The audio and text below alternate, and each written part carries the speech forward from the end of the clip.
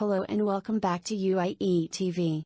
Please like and subscribe to channel to get further videos directly in your inbox. Good evening. I'm First Deputy Superintendent Eric Carter. At approximately 1830 hours, a black vehicle speeding westbound on 79th Street in the 1000 block began firing at attendees of a funeral. At that time, the attendees of the funeral exchanged gunfire with the black vehicle. Black vehicle then turned northbound down Carpenter. Upon going northbound down Carpenter, they continued to fire at the attendees of the funeral, at which time the vehicle midway down the block crashed and came to a halt. The occupants of the vehicle then exited in multiple directions and fled. We currently have a person of interest being interviewed by area detectives at the area. Out of this incident, there are 14 victims being treated at 5 separate area hospitals. Conditions are unknown at this time. That's it. We currently, the detectives will be conducting a canvass for the rest of this evening and early tomorrow. We are hoping that the community, if you have any video or anybody that knows anything, will help the detectives in their canvass and offer any information that can help solve this crime. How many shots were fired? How many shooters did you? Currently, right now, we have 60 shell casings on the scene. Shooters are unknown at this time for the exchange between the attendees of the funeral and those that were in the vehicle. So right now that's still being looked at by detectives. Do you have an idea of the ages of these victims, those when they've been attending? Do you have children involved at this point? At this time we have no known juvenile victims. All are adults at this moment. First Deputy, funerals are often targeted in gang conflicts. Had these two groups had interactions with each other in the past? And is that theory as to motive this evening? That's currently being investigated by the Detective Division. Who was the funeral for? Can't say at the moment.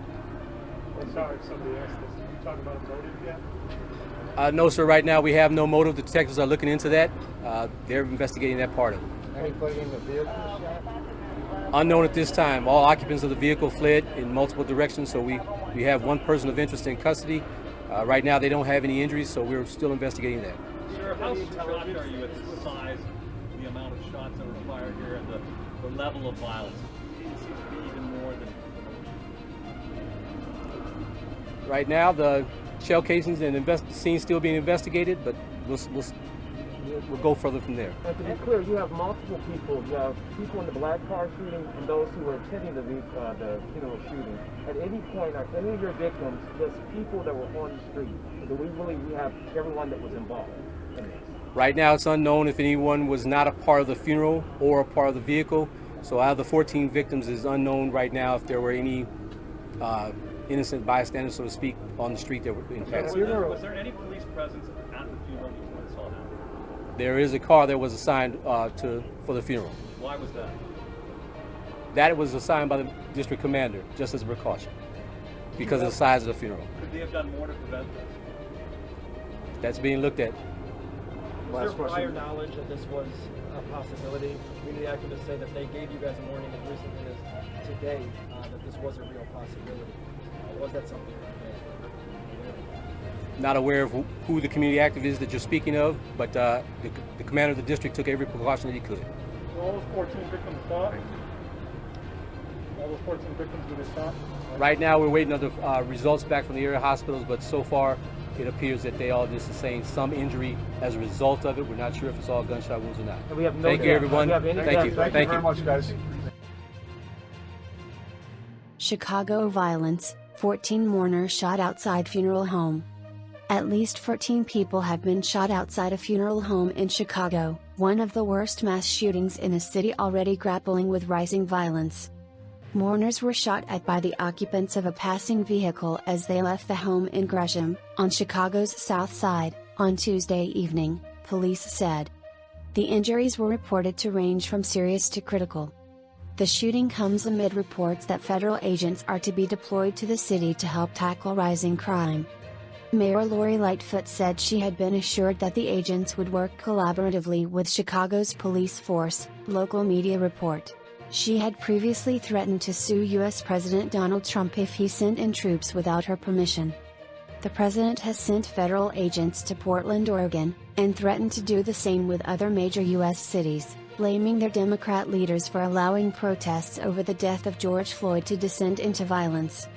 Responding to the shooting at the funeral home in a series of tweets, Ms. Lightfoot urged anyone with information relating to the incident to please come forward or submit a tip anonymously. The shooting in Gresham happened at around 18:30 local time, 23:30 GMT, as mourners left the funeral of a man who had been fatally shot in another part of the city last week. A police squad car had reportedly been assigned to guard the event. Police said a black vehicle sped past the funeral home, opening fire on those leaving. Some mourners exchanged gunfire. The car crashed in an adjoining street and its occupants fled the scene, although one person has been taken into custody and is being questioned by police. One witness to the attack told the Chicago Sun-Times, "We went out in the street and all we saw was bodies just laying everywhere. They were shot up everywhere." Chicago Police First Deputy Superintendent Eric Carter said 60 bullet casings were found at the scene. He said all the victims were adults and were being treated at 5 different hospitals in the area. Gun crime in Chicago has surged in recent weeks. The city saw its deadliest day in at least 30 years on 31st of May when 18 people were killed in a 24-hour period. The city's 911 emergency call center received 50,000 more calls than on an average day, Ms. Lightfoot said. The death of George Floyd, a black man, at the hands of a white police officer in Minneapolis on 25th of May sparked a wave of largely peaceful protests in U.S. cities demanding police reform and racial equality.